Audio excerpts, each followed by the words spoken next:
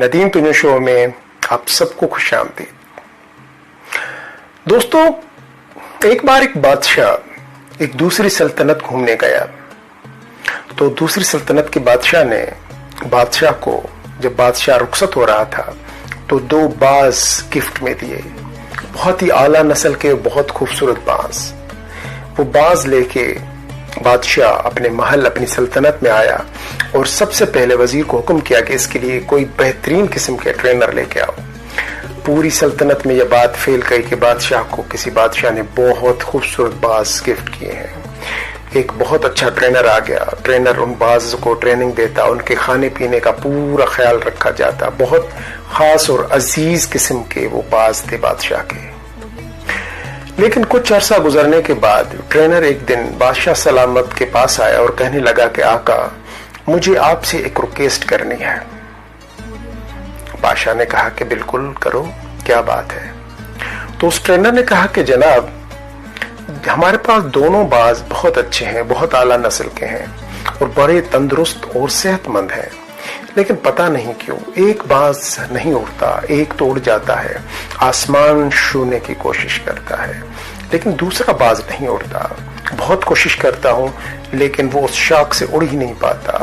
بادشاہ اس بات سے بڑا پریشان ہوا، وزیر کو بلایا اور بولا کہ جتنے بھی نجومی ہیں، جتنے ٹرینرز ہیں اپنی سلطنت سے اور دوسری سلطنتوں سے، سب کو بلاؤ، مجھے یہ باز اڑتا ہوا نظر آنا چاہیے، یہ مجھے بہت پیارا ہے۔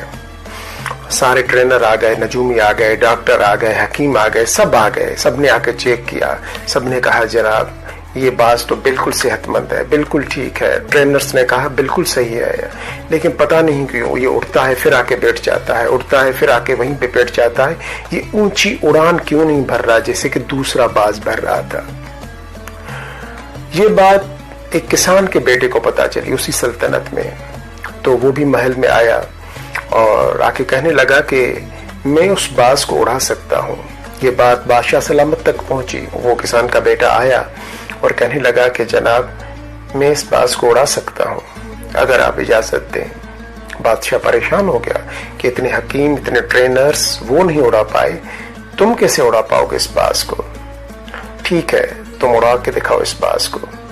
وہ کسان کا بیٹا گیا اور جس شاخ پہ وہ باز بیٹھا تھا جا کے اس شاخ کو کاٹ دیا۔ شاخ کے کٹتے ہی، اس درخت کی جو شاخ تھی جس پہ وہ بیٹھا ہوا تھا، اس شاخ کے کٹتے ہی باز اڑ گیا اور اتنا زبردست اڑا، اتنا زبردست اڑا کہ جو پہلے باز اڑ رہا تھا اس سے بھی زیادہ اونچائی پہ چلا گیا۔ بادشاہ بڑا پریشان ہوا، حیران ہو گیا کہ یہ کیا ہوا، جب کوئی نہیں کر پایا، جتنے ٹرینرز نہیں کر پائے تو یہ کسان کا بیٹا یہ کیسے کر پایا؟ بادشاہ نے اسے بولا کہ تم میرے محل میں آؤ، میں تمہیں بہت سارے انعامات دینا چاہتا ہوں، لیکن اس سے پہلے مجھے تم یہ بتاؤ کہ یہ تم نے کیسے کیا، کس طریقے سے تم نے اس باز کو اڑایا؟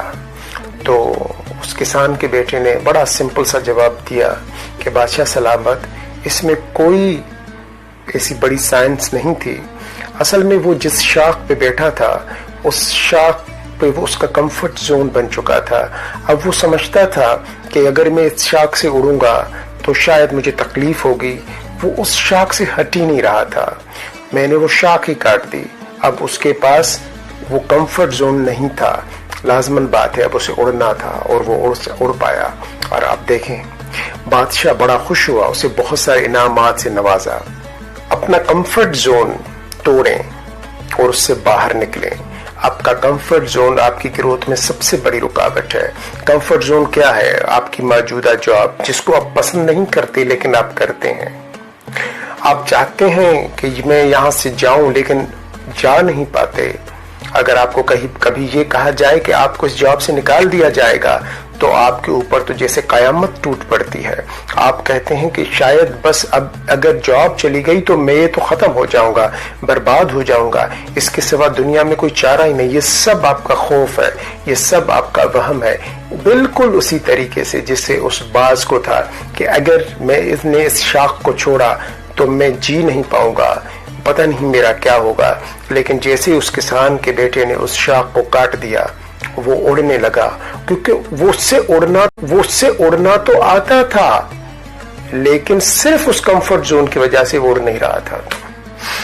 دوستوں مجھے اجازت دیجیے، بس جاتے جاتے چھوٹی سی ریکویسٹ کروں گا، اگر ویڈیو اچھا لگا ہے تو اپنے دوستوں کے ساتھ واٹس ایپ گروپس پہ اور فیس بک پہ ضرور شیئر کیجیے گا، اور میرے پیج کو ضرور فالو کیجیے گا۔ تھینک یو سو مچ۔ اب مجھے اجازت دیجیے، ملتے ہیں ایک نئے ویڈیو میں ایک نئی سٹوری کے ساتھ۔ اللہ حافظ۔